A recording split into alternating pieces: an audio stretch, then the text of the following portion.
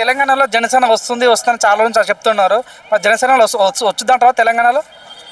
వస్తుంది జనసేన అంటే అంటే గెలుపోవడంలో దైవాధీనం, అది మన చేతిలో లేదు. అది గెలుపు కానీ నిలబడితే మాత్రం ఫస్ట్ సార్ కాకపోయినా సెకండ్ సార్ అనే ఛాన్సెస్ ఉంటాయి. మరి ఎప్పుడు సింగిల్ నిలబడుతుంది? ఎవరు సింగల్ నిలబడదు, వాళ్ళ ఒపీనియన్ అది. ఇప్పుడు ఆయనకు ఆల్రెడీ కూటమిలో నిలబడాలని ఆయనకు ఉందో లేదో మనకు తెలియదు.